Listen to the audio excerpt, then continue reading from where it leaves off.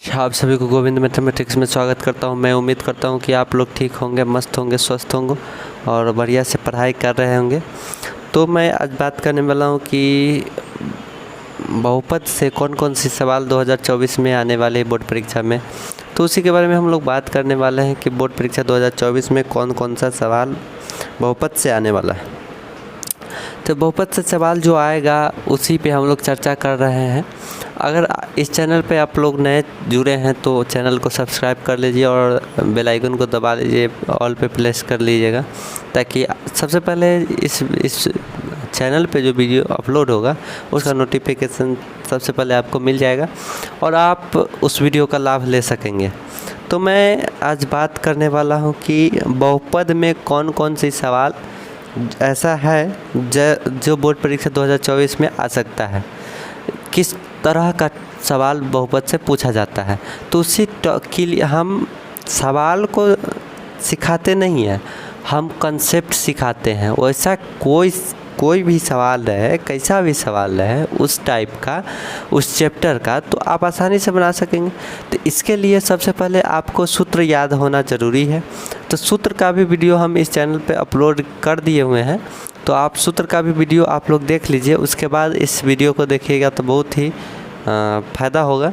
वैसे जहाँ जहाँ ज़रूरत होगा वहाँ तो हम सूत्र लगाएंगे ही, उस समय भी पता चलेगा, लेकिन उसको देख लीजिए, याद कर लीजिए। अगर आप लोग PDF नोट्स सूत्र का चाहते हैं लेना तो आप कमेंट में अपना नंबर और नाम और गांव का नाम दोनों लिख करके तीनों चीज़ और भेज दीजिए। मैं आपका एक व्हाट्सएप ग्रुप है उस पर जोड़ दूंगा और उसी पे हम PDF नोट्स देते हैं। तो ठीक है, तो आगे चलते हैं इस टॉपिक पे कि क्या क्या आज हम लोग बात करने वाले हैं। तो मेरा बात है कि बहुपद में कैसा सवाल आ सकता है, वही सब सवाल हम हल करने वाले हैं। तो आप लोग बने रहिएगा लास्ट तक और बहुत ही मज़ा आने वाला है इस वीडियो में। बहुत ही ट्रिक के साथ आसान तरीक़ा से और पूरा नंबर मिलने वाला विधि से हम बताएंगे। उसी तरह से बनता ही है, सूत्र का प्रयोग करेंगे और सारा बताएंगे। तो देखते रहिए किस तरह से सवाल बनता है, लगेगा ही नहीं कि इतना आसान सा सवाल होगा। जैसे यहाँ पे कह रहा है क्वेश्चन नंबर 1 में 2x² - 3x - 5 का शून्यक निकालने के लिए कह रहा है। तो इसमें आपको क्या करना है, क्या फर्स्ट इनटू लास्ट आपको आता ही होगा। तो इसमें फर्स्ट इनटू लास्ट अगर नहीं भी आता है तो मैं आज बता देता हूँ कि सबसे पहले इधर और शुरू और लास्ट, फर्स्ट इनटू लास्ट, यानी कहने का मतलब शुरू वाला और लास्ट वाला। फर्स्ट इनटू लास्ट का मतलब होता है फर्स्ट माने शुरू और लास्ट मतलब अंतिम। तो फर्स्ट वाला और लास्ट वाला हमको निकाल लेना, ठीक है। ये दो गो अलग अलग है, ये सब और कटने वाला नहीं है, मतलब दो भाग में बंटने वाला तो नहीं है, जैसे किसी पहाड़ा से नहीं ना कटने वाला है। तो ये दोनों एक प्रकार से खुद है, इसको किसी से भाग नहीं किया जा सकता है। तो ये हमारा है। तो इस तरह से आप गुणा में लिख लीजिएगा। जैसे कि यहाँ पे 2 × 6 रहता तो इसका तो टूट सकता था ना, अभाज्य गुणनखंड निकल सकता था, 2 × 2 × 3 लिख सकते थे, इसका मान ये हो जाता।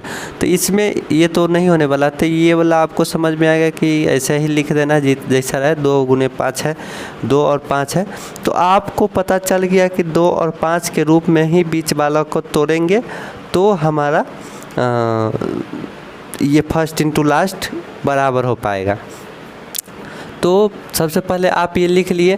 उसके बाद देखना है कि किस में से किसको घटाने पर या किस में से किसको जोड़ने पे हमको बीच वाला प्राप्त होता है, यानी कि 3 प्राप्त होता है।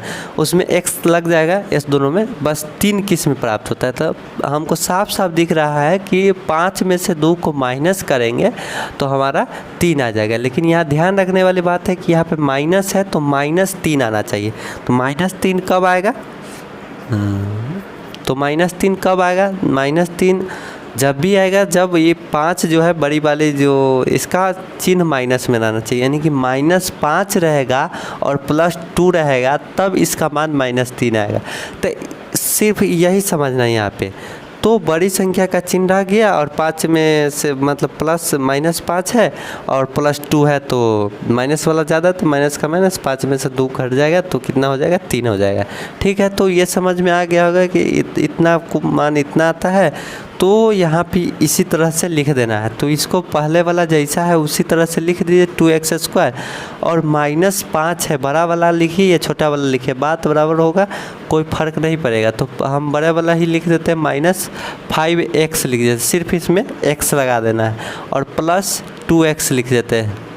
तो हमारा कितना आ जाएगा, -3x आ जाएगा, +5 का 5 रहने देते हैं।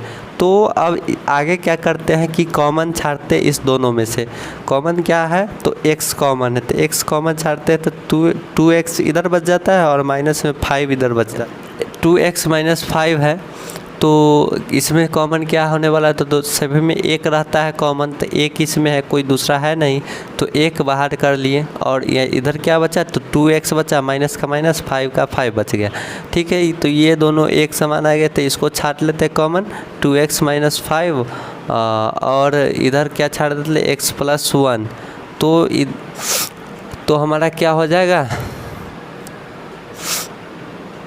तो हमारा हो जाएगा 2x - 5 = 0। तो हमारा 2x = 5, x = 5/2, नॉट पॉसिबल, यानी जो संभव नहीं है। यहाँ पे लिख देंगे जो संभव नहीं है, संभव नहीं है।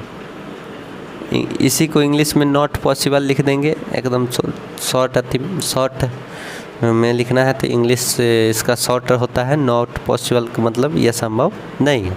और इधर बचा है कि x + 1 = 0, तो x = -1 हो जाएगा। तो हमारा जो है इसका शून्य क्या हो जाएगा, तो -1 हो जाएगा। शून्य क्या हो जाएगा, x = -1 हो जाएगा।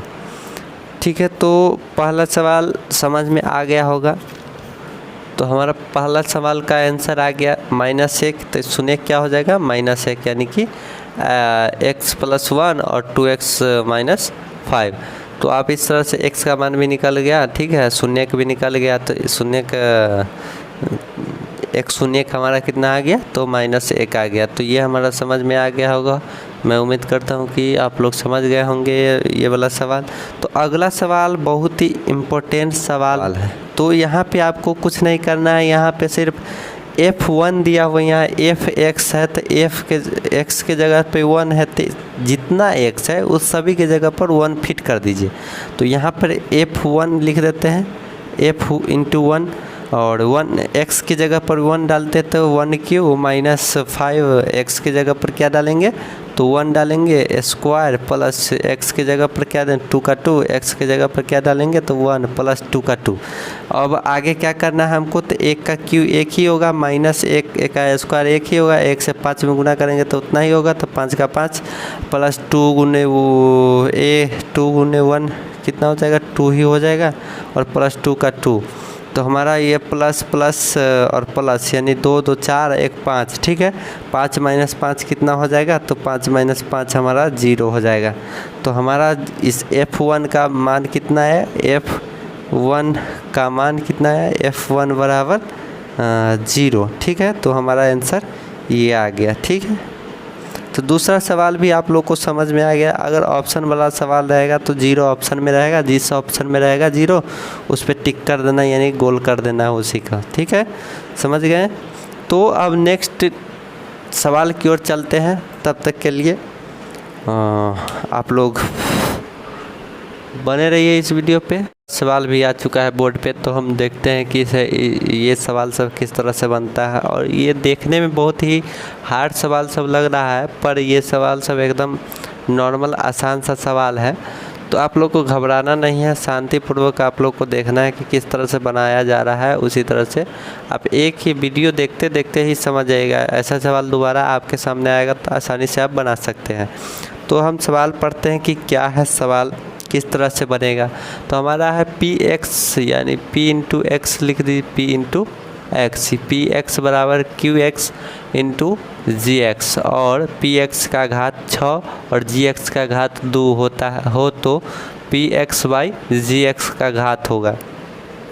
यहाँ पर ये सवाल पढ़ने में लग रहा है इतना डिफ़िकल्ट है कि ये बनने ही वाला नहीं है। ये क्या px क्या gx कैसे गुना किया है, क्या करना है, px का घात दिया है, px पते नहीं है, gx का घात दिया है, gx पते नहीं है, इसमें कैसे बनाएंगे, क्या करेंगे, ऑब्जेक्टिव क्वेश्चन रहेगा तो इतना समय कैसे देंगे। तो इस तरह से हाँ, मतलब ऑब्जेक्टिव रहेगा तो किस तरह से बनाएंगे, ये सब सारी बातें मन में आता रहता है। तो ये सब हर विद्यार्थी के मन में आता रहता है, इसके लिए टेंशन नहीं लेना। लेकिन इसका निदान क्या है उसी के बारे में हम लोग बात करने वाले हैं कि इसका निदान क्या है। तो ये किस तरह से बनेगा, कितना शॉर्ट में बन सकता है, कितना आसान तरीक़ा से बन सकता है और समझ में आ जाए, थोड़ा सा मेहनत करना पड़ेगा और समझ। तो यहाँ पे px का घात कितना दिया हुआ है 6, ठीक है, ये आपको पता है। आप जब मैं बताऊंगा तो आप सोचिएगा कि ओह यार ये बचपने में पढ़े थे, थोड़ा सा दिमाग लगा लिए रहते तो बन गया रहता, ज़रूर ऐसा सोचिएगा। तो यहाँ पे px का घात 6 दिया हुआ है और gx का घात 2 दिया है। घात का मतलब पावर दिया हुआ है, ठीक है। आपको पता है बचपन से ही कि गुना में पावर जुड़ता है और भाग में पावर घटता है, ये बचपन से ही पढ़े होंगे, निश्चित रूप से पढ़े होंगे। तो उसी प्रकार से यहाँ पे वही भाग वाला जो नियम है उसको फिट करना है। यहाँ पे हमको मान क्या है क्या नहीं है बहुपद उससे मतलब नहीं, यहाँ सिर्फ घात से मतलब। यहाँ पे पूछ भी रहा है कि px बाई gx का घात क्या होगा, तो हमारा px का घात 6 है और gx का घात 2 है ना। तो हमारा px ऊपर हो जाएगा 6 और gx नीचे हो जाएगा 2। तो हमारा भाग में क्या होता है, पावर घटता है, यानी ऊपर वाला पावर में से नीचे वाला पावर घट जाएगा, यानी घात में से घात घट जाएगा, ऊपर वाले घात में से नीचे वाला घात घट जाएगा, यानी 6 में से 2 घट जाएगा, यानी क्या बचेगा 4। तो हमारा इसका आंसर क्या आएगा कि px बाई gx बराबर 4, यही हमारा आंसर है 4। कैसे आया सो समझे। तो इसमें समझना क्या था कि ये सब इतना सारा लैंग्वेज लिख दिया है कंफ्यूज करने के लिए। तो px और gx देख रहे हैं, दोनों का बटा हुआ, ठीक है। ये घात क्या है तो पावर है, पावर है ना, ये भी 2 घात पावर है, नीचे वाला का घात है, ये ऊपर वाला का घात है। तो भाग में हमेशा पावर घटता है तो पावर घटा देंगे इसमें, और कुछ नहीं करना है। हम लोग भी जब 10th में ये सवाल आया सामने में तो पता चला कि अरे तोरी के इतना बड़ा सवाल कहाँ से आया। तो खुद से सोचते सोचते दिमाग लगाते लगाते पता चला कि अच्छा ये तो इतना आसान सा सवाल है, कहाँ से कहाँ दिमाग चला गया था। तो बहुत ही आसान सवाल है, किसी से नहीं बन रहा था जिसमें बताएं कि ऐसा हो सकता है, निश्चित रूप से ऐसा ही है। वास्तविकता यही है कि बस ऐसे ही फॉलो कीजिए और बन जाएगा, आंसर आ जाएगा। कैसा भी सवाल रहे आप सवाल पढ़िएगा, समझ में आ जाएगा। आप सवाल समझ में नहीं आता है उसमें किसका गलती है, वो तो उसमें आपका गलती है कि आप पढ़ते नहीं हैं सही ढंग से। ऊपर से हम पढ़ के सिर्फ निकल जाते तो समझते नहीं। यहाँ पे जो मान दिया हो उसको गौर से मैंने जो है उसको देखा, आप भी देखिएगा तो समझ में आ जाएगा, ठीक है। तो किसी भी सवाल को, कितना भी भारी सवाल है, उसको 2 बार 4 बार समझिएगा तो बन जाएगा। बनाने का प्रयास करना पड़ता है। मैथ ऐसा सब्जेक्ट है कि बनता रहता है तो बहुत बढ़िया है, और जहाँ पे फंसे वहाँ छोड़ हटा, इसको छोड़िए देते आगे बढ़ते। तो आप छोड़कर जो आगे बढ़ते हैं वो आपके लिए नुकसानदेह है, उसको आप क्लियर कीजिए, भले ही बाद में कीजिए लेकिन कीजिए क्लियर, निश्चित रूप से कीजिए। तो अब अगला सवाल की ओर चलते हैं। बहुत ही छोटा सा सवाल है मेरा। घात 1 वाला बहुपद क्या कहलाता है। घात 1 वाला बहुपद क्या कहलाता है, यानी कहलाता है क्या, कहलाता है क्या कहलाता है, तो एक घात वाले रैखिक बहुपद कहलाता है। ये सबको पता होगा, सूत्र में भी मैंने बताया हुआ है, मैं बताया हुआ सूत्र में भी मैं बता चुका हूँ कि रैखिक बहुपद होता है एक घात वाले रैखिक बहुपद, रैखिक बहुपद, ठीक है। तो इसका आंसर तो एक लाइन में हो गया, ये ऑप्शनल यानी ऑप्शन वाला होगा, ठीक है। तो आपको ऐसे मार देना है। और इसमें है ये इम्पोर्टेंट ऑप्शन वाला है, इसलिए बता दे रहा हूँ कि एक ही तरह का नहीं है, ये सब अलग अलग है। यहाँ पे भी बता रहा है कि बहुपद का घात होता है। ये छोटे छोटे जो सवाल होता है उस पर हम लोग ध्यान नहीं देते हैं, और अक्सर ऐसा ही छोटा सवाल बोर्ड जो है कॉपी में सेट करता है, इसलिए छोटा छोटा सवाल पे ज़्यादा फोकस करना है, और उसके बाद धीरे धीरे बड़ा सवाल पे फोकस करना है। छोटा सवाल को छोड़ना नहीं है, हमेशा पढ़ते रहना है, ठीक है, ताकि माइंड में रहे। तो दूसरा हमारा सवाल है कि बहुपद का घात होता है, क्या होता है बहुपद का घात? तो बहुपद का घात होता है पूर्ण संख्या। कौन सा संख्या? पूर्ण संख्या। यानी कहने का मतलब है कि 0 से लेकर 1 2 3 अनंत तक की संख्या जो होगा बहुपद का घात हो सकता है, ठीक है। और बहुपद ax² plus bx plus c के शून्य का योग, आप लोग को पता होगा कि शून्य का योग क्या कहलाता है, यानी शून्य जो होता है। तो आप इसमें मान लीजिए कि शून्य की एक तो शून्य होगा अल्फ़ा और दूसरा शून्य होगा बीटा। तो अल्फ़ा प्लस बीटा का सूत्र क्या होता है? -b/a होता है। सबको पता है क्योंकि सूत्र में मैं बता चुका हूँ, तो ये तो ज़रूर पता होगा कि अल्फ़ा प्लस बीटा -b/a। अगर आप लोग सूत्र नहीं देखें तो बार बार कह रहे हैं कि सूत्र को देख लीजिए।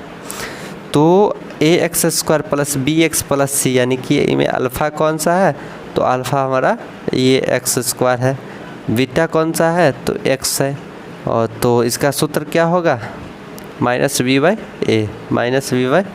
शून्य क्या होता है? मान के चलते अल्फ़ा और बीटा शून्य हो गया, इसमें क्या है? अल्फ़ा और बीटा शून्य हो गया। तो इसमें करना क्या है? अल्फ़ा प्लस बीटा लिख देना, यानी अल्फ़ा प्लस बीटा क्या होता है? तो -b/a होता है। तो यही लिख दिए। तो इसका क्या होगा? शून्यकों का योग अल्फ़ा प्लस बीटा बराबर -b/a। इसका आंसर होगा -b/a। तो मैं उम्मीद करता हूँ कि ये भी समझ में आ गया है। अगला सवाल की ओर चलते हैं। तो फाइनली मेरा अगला क्वेश्चन भी आ गया, तो देखते हैं कि कैसा सवाल है।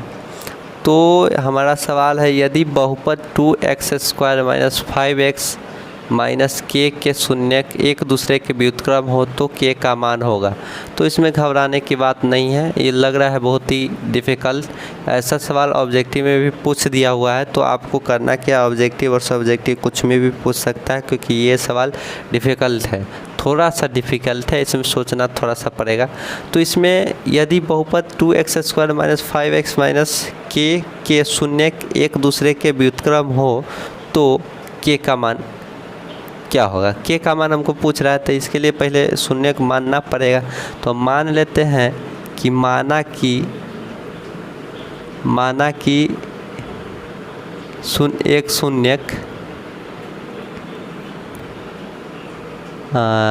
शून्य यहाँ लिख दीजिए, एक शून्य a है। तो फिर यहाँ पे इसीलिए दूसरा शून्य कितना हो जाएगा? दूसरा शून्य हमारा व्युत्क्रम है, व्युत्क्रम का मतलब होता है उल्टा, तो 1/a हो जाएगा। तो हमको क्या कह रहा है? k का मान निकालने के लिए। तो k का मान निकालने के लिए हमारा किस में आएगा? तो alpha c/a, alpha into beta, यानी हमको करना पड़ेगा कि शून्यकों का गुणनफल निकालना पड़ेगा, ठीक है। तो उसमें हमारा k का मान निकल जाएगा।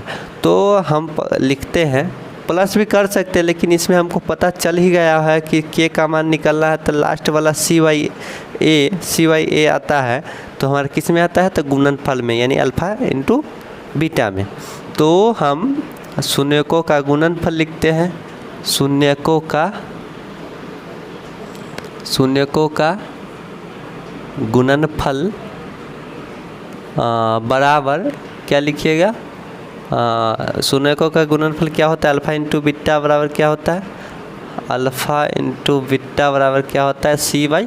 इतना तो आप लोग को मालूम है। शून्यकों का गुणनफल करना है, तो शून्यकों का गुणनफल अल्फ़ा इंटू बीटा है, तो अल्फ़ा इंटू बीटा के जगह पर क्या है? शून्यकों का 2 शून्य की a है, तो इसको गुना कर देते हैं, a गुने a इज इक्वल टू सी के जगह पर कितना है, सी के जगह पर k है और a के जगह पर कितना है, a के जगह पर 2 है। तो हमारा a से a कट जाएगा। अगर a के जगह पे हम a तो ये हमारा है, तो एक a से 1 कट गया तो इधर बचा एक बचा इज इक्वल टू कितना बचा, k/2। यानी क्रॉस मल्टीप्लिकेशन कीजिएगा तो k बराबर 2 हो जाएगा। यानी कहने का मतलब k का मान कितना आ गया, 2। अगर ऐसा सवाल ऑब्जेक्टिव में पूछता है तो आपको इतना करने का ज़रूरत नहीं है। k का मान ये तो लघुत्तरीय में पूछेगा तो इस तरह से आप बना सकते हैं। और अगर पूछे किस में, तो ऑब्जेक्टिव में पूछे तो करना क्या है कि आपको सिर्फ a मान लेना। व्युत्क्रम मतलब उल्टा होता है, व्युत्क्रम ना उल्टा होता है।